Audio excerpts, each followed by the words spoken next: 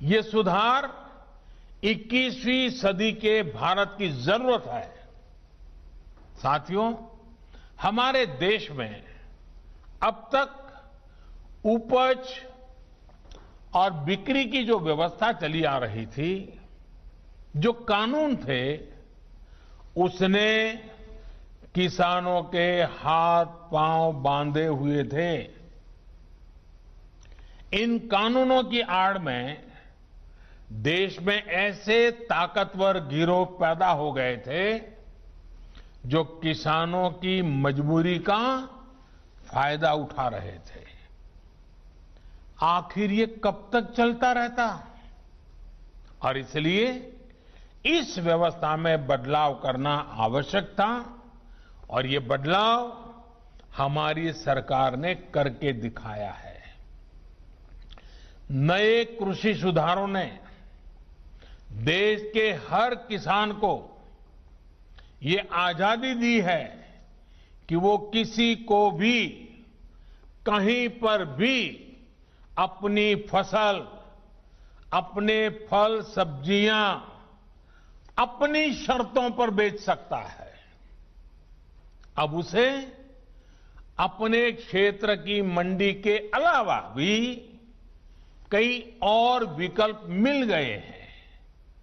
अब उसे अगर मंडी में ज्यादा लाभ मिलेगा तो वहां मंडी में जाकर अपनी फसल बेचेगा।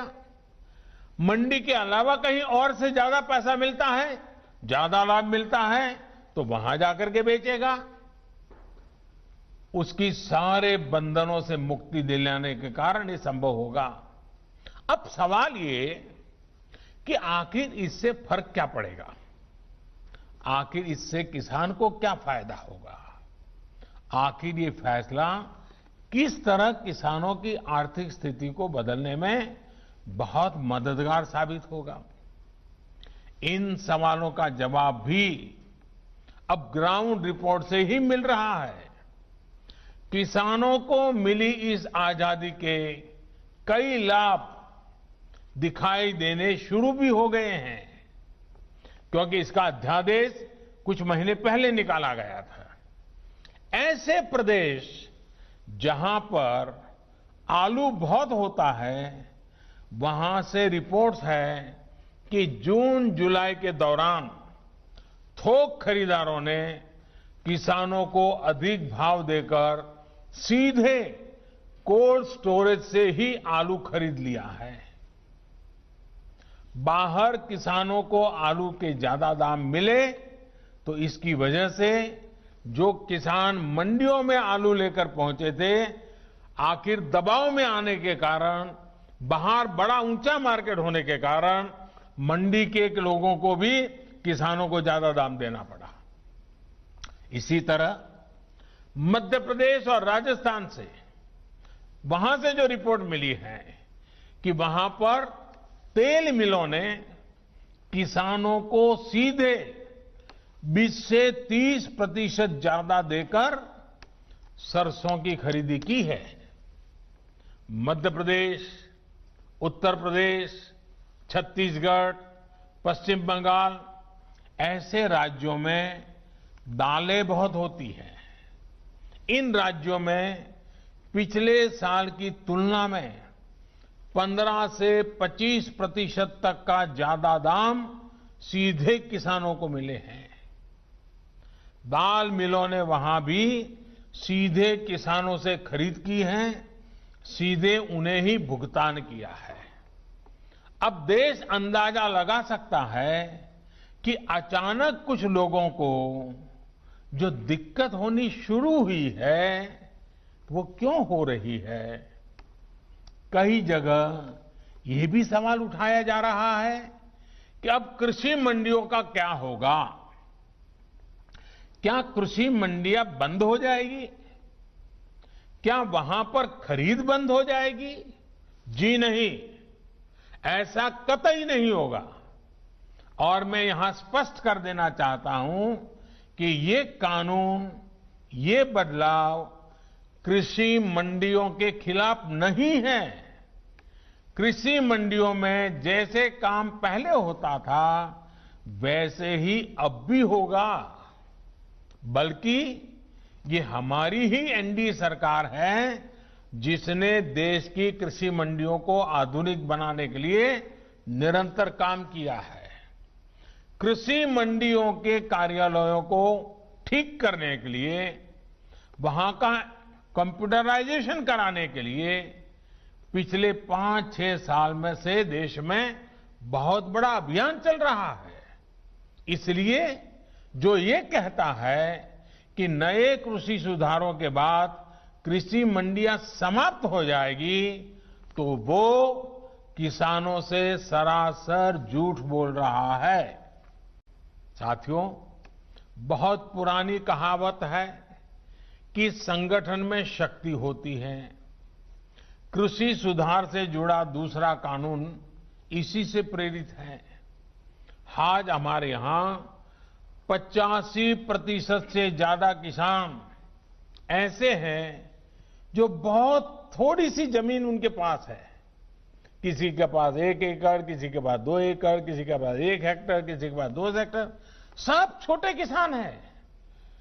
छोटी सी जमीन पर खेती करके अपना गुजारा करता है। इस वजह से इनका खर्च भी बढ़ जाता है और उन्हें अपनी थोड़ी सी उपज बेचने पर सही कीमत भी नहीं मिलती है।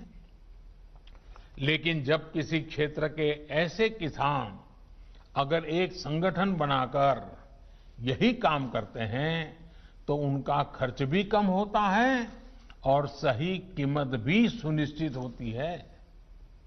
बाहर से आए खरीदार इन संगठनों से बाकायदा समझौता करके सीधे उनकी उपज खरीद सकते हैं।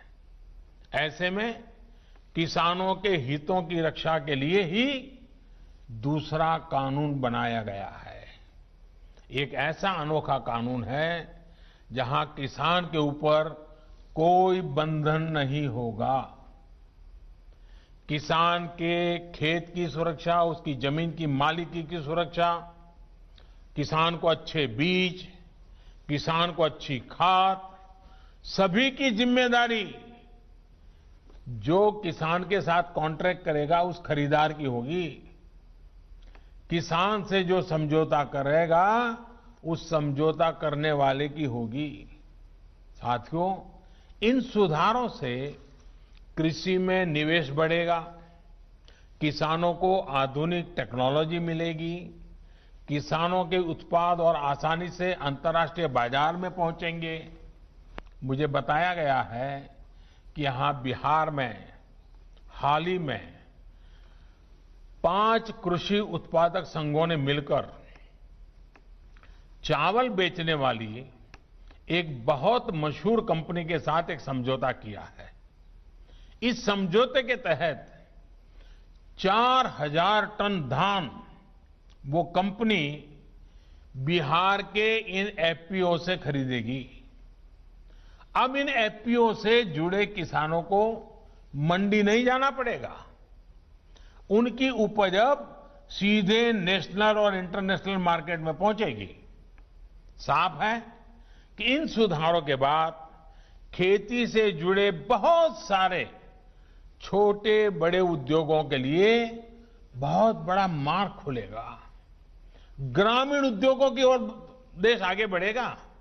मैं आपको एक और उदाहरण देता हूं। मान लीजिए कोई नौजवान एग्रीकल्चर सेक्टर में कोई स्टार्टअप शुरू करना चाहता है। वो चिप्स की फैक्ट्री खोलना चाहता है। अभी तक ज्यादातर जगह होता यह था कि पहले उसे मंडी में जाकर आलू खरीदने होते थे, फिर वो अपना काम शुरू कर पाता था। लेकिन अब वो नौजवान जो नए नए सपने लेकर के आया है, वो सीधे गांव के किसान के पास जाकर उससे आलू के लिए समझौता कर सकेगा। वो किसान को बताएगा कि मुझे इस क्वालिटी का आलू चाहिए, इतना आलू चाहिए। वो किसान को अच्छी क्वालिटी के आलू पैदा करने में हर तरह की तकनीकी सहायता भी करेगा। साथियों, इस तरह के समझौतों का एक और पहलू है।